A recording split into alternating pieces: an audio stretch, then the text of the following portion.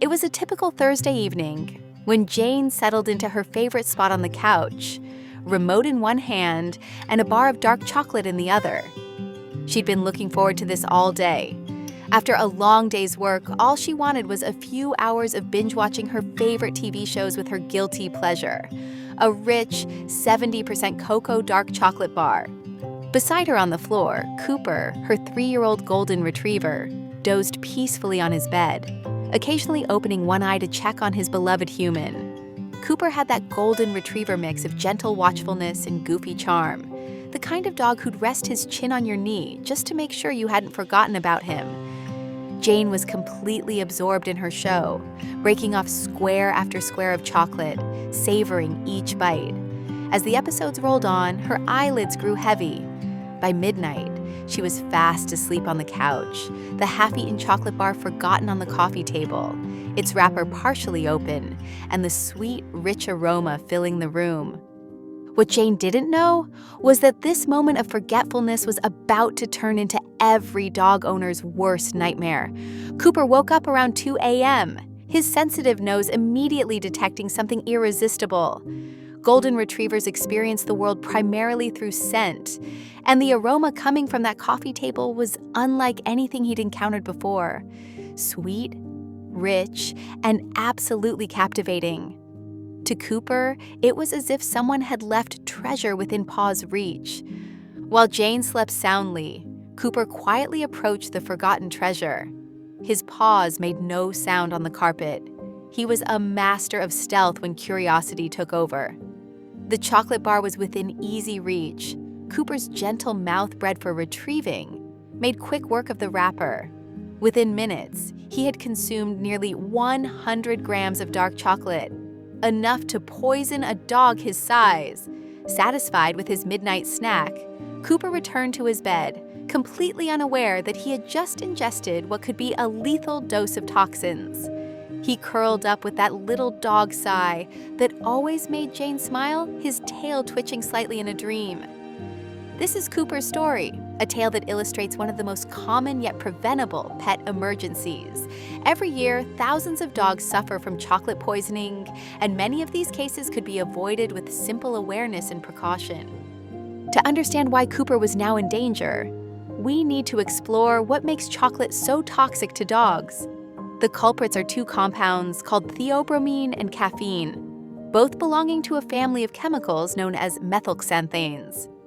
While humans can efficiently metabolize these compounds, dogs process them much more slowly, allowing toxins to build up to dangerous levels in their bloodstream. Dark chocolate, like the bar Cooper consumed, contains the highest concentration of theobromine, approximately 16 milligrams per gram. With 100 grams consumed, Cooper had ingested roughly 1,600 milligrams of theobromine. For a 65-pound dog like Cooper, this equals about 54 milligrams per kilogram of body weight, a dose that puts him well into the severe toxicity range. To put this in perspective, mild symptoms of chocolate poisoning begin to appear at doses of 20 milligrams per kilogram. Severe symptoms, including vomiting, diarrhea, and heart problems, typically occur at 40 to 50 milligrams per kilogram. At 60 milligrams per kilogram, dogs may experience seizures and potentially life-threatening complications. Not all chocolate poses the same level of risk. White chocolate contains only about 0.25 milligrams of theobromine per gram, making it relatively safe in small amounts. Milk chocolate contains 2.3 milligrams per gram, still dangerous in large quantities. But dark chocolate, cocoa powder, and especially baking chocolate are the most hazardous, with baking chocolate containing up to 35 milligrams of theobromine per gram. The insidious nature of chocolate poisoning is that symptoms rarely appear immediately. Unlike some toxins that cause instant illness, theobromine poisoning typically has a delayed onset of 6 to 12 hours. This delay often gives pet owners a false sense of security, leading them to believe their dog has escaped harm. Cooper spent the early morning hours sleeping peacefully, showing no signs of distress. When Jane woke up at 7 a.m. and discovered the chocolate wrapper, she felt a moment of panic, that ice-cold drop in her stomach every pet owner knows. But seeing Cooper appearing normal, she wondered if she was overreacting. This is a common and dangerous assumption that costs precious treatment time. During these silent hours, the theobromine was being absorbed into Cooper's bloodstream through his digestive system. Once absorbed, it began its assault on multiple body systems. The compound blocks adenosine receptors in the brain, leading to hyperactivity and restlessness. It stimulates the cardiovascular system, increasing heart rate and potentially causing dangerous irregular rhythms.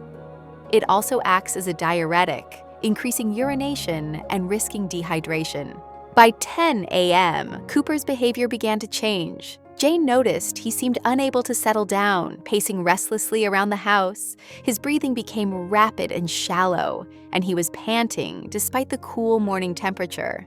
These early signs, restlessness, panting, and increased heart rate, are often the first indicators of chocolate toxicity. Within another hour, Cooper's symptoms escalated. He began drinking water excessively and needed to go outside to urinate frequently. His restlessness intensified, and he seemed unable to find a comfortable position. Then came the vomiting, first once, then again 20 minutes later. Jane knew something was seriously wrong. Her hands shook as she grabbed her keys, her voice catching as she told Cooper, "Hang in there, buddy. We're going to get you help." The progression of symptoms in chocolate poisoning follows a predictable pattern. Early signs include restlessness, hyperactivity, increased thirst, frequent urination, and panting. As the toxicity advances, dogs typically experience gastrointestinal symptoms like vomiting and diarrhea. In severe cases, the symptoms can progress to muscle tremors, seizures, abnormal heart rhythms, and even coma. Cooper's vital signs were becoming increasingly concerning. His heart rate had climbed from a normal 80 beats per minute to over 140. His body temperature was rising, and his gums had taken on a darker red color, indicating stress on his cardiovascular system. To Jane, it was more than numbers. It was watching the dog who greeted her every evening with a wagging tail, now struggling to just catch his breath.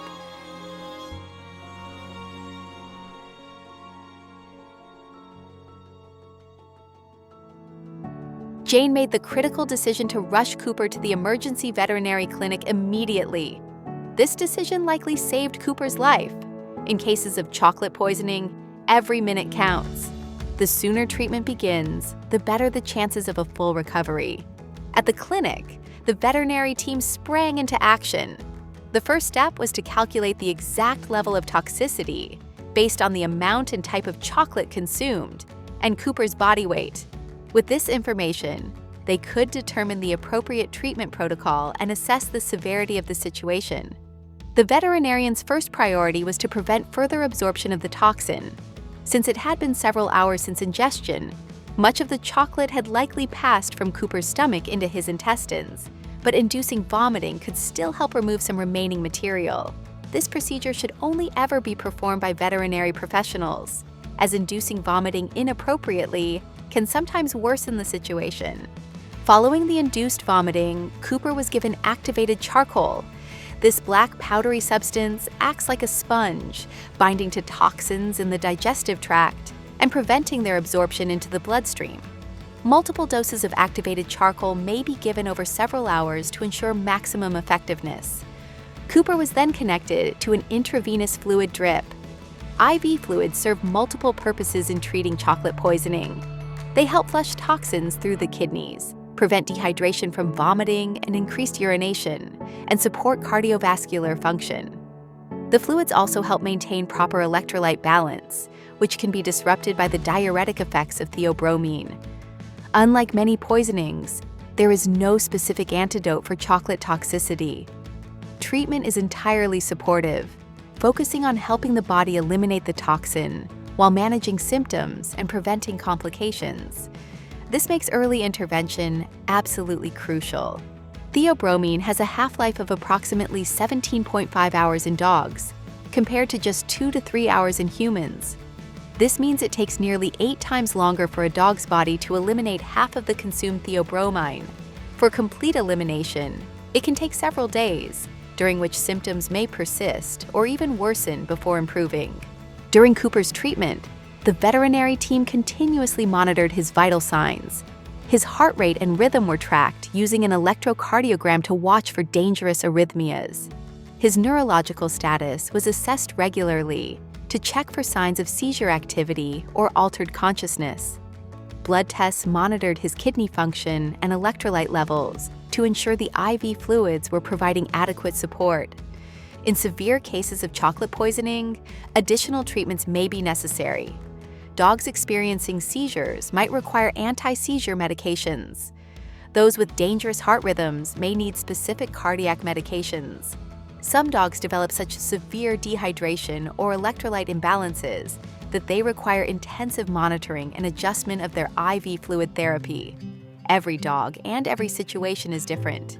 Cooper's recovery took what felt like forever, days that felt like weeks to Jane. Every time she walked into the clinic and saw his tail give that gentle, tired thump against the blanket, her chest ached with relief. He was still her sweet boy, even with IV lines taped to his paw and the faint smell of antiseptic in the air. The nurses adored him. "He's the most polite patient we've had all week," one whispered, as Cooper pressed his head into her hand for ear scratches. Between the medical updates and the steady beep of monitors, Jane would stroke the soft fur on his head and quietly promise him they'd be back home soon, back to long walks and warm spots on the couch. Though Cooper's recovery took 3 days of intensive treatment, he was fortunate. With prompt intervention, he avoided the most serious complications of chocolate poisoning. His story illustrates why prevention is so much better than treatment when it comes to chocolate toxicity. Preventing chocolate poisoning starts with understanding that all chocolate products pose a potential risk to dogs. This includes obvious sources like candy bars and chocolate chips, but also less obvious ones like chocolate-flavored medications, hot chocolate powder, and even chocolate-scented products. During holidays like Easter, Halloween, and Christmas, when chocolate is more prevalent in homes, extra vigilance is required. Dog-proofing your home means storing all chocolate products in secure containers or cabinets that curious noses and paws cannot access. Remember that dogs are remarkably resourceful when motivated by interesting smells. They can open cabinets, knock items off counters, and even tear into packaging to reach their target. Education is equally important. All family members, including children, should understand the dangers chocolate poses to dogs. Guests should be informed not to share chocolate treats with pets, and chocolate should never be left within reach, even temporarily. Every dog owner should have emergency contact information readily available. This includes your regular veterinarian's number, the nearest emergency veterinary clinic, the Pet Poison Helpline, or the ASPCA Animal Poison Control Center. These poison control centers are staffed 24 hours a day by veterinary toxicologists who can provide immediate guidance. If your dog does consume chocolate, don't wait for symptoms to appear. Contact your veterinarian or a pet poison control center immediately. Be prepared to provide information about your dog's weight, the type and amount of chocolate consumed, and the time of ingestion. This information helps veterinary professionals assess the severity of the situation and recommend appropriate action. Time is the most critical factor in treating chocolate poisoning. The sooner treatment begins, the more effective it will be. Never adopt a wait-and-see approach if you know or suspect your dog has consumed chocolate. Even if your dog appears normal initially, remember that symptoms can be delayed by many hours. Some pet owners attempt home remedies, but this should only be done under veterinary guidance. Improper induction of vomiting can cause additional complications, including aspiration pneumonia if the dog inhales vomit into their lungs. The amount of chocolate that constitutes a dangerous dose depends on several factors: the size of your dog, the type of chocolate, and the amount consumed. As a general rule, any amount of dark chocolate, baking chocolate, or cocoa powder should be considered potentially dangerous for any size dog. For milk chocolate, ingestion of more than 1 ounce per pound of body weight warrants immediate veterinary attention. Today, Cooper is back to his normal playful self, chasing tennis balls and enjoying long walks with Jane. His recovery was complete, with no lasting effects from his chocolate poisoning ordeal. But the experience left Jane with a profound understanding of how quickly a moment of inattention can turn into a life-threatening emergency. Jane now stores all chocolate products in a locked cabinet in her pantry. She's educated friends and family members about the dangers, and she keeps emergency veterinary contact numbers programmed in her phone. Most importantly, she never again allows herself to become complacent about potential hazards in her home. Cooper's story is repeated thousands of times each year across the country. Some dogs, like Cooper, receive prompt treatment and make full recoveries. Others are not so fortunate. The difference often comes down to owner awareness, quick recognition of the problem, and immediate action. Chocolate poisoning in dogs is entirely preventable. It requires nothing more than awareness of the risk and commitment to keeping chocolate products secure. For the love of our four-legged family members, this small effort is a price worth paying to ensure they live long, healthy, chocolate-free lives. Remember, when it comes to chocolate and dogs, there is no safe amount, no acceptable risk, and no reason to wait if exposure occurs. Quick action saves lives, and prevention saves heartache. Cooper's story could have ended very differently, but thanks to Jane's quick thinking and prompt veterinary care, it's a tale of recovery rather than tragedy. With prompt intervention, Cooper avoided the worst complications, but the whole ordeal drove home a truth Jane would never forget. Prevention isn't just better than treatment. It's the reason she still gets to kiss that wet nose every morning. Every dog deserves the same happy ending.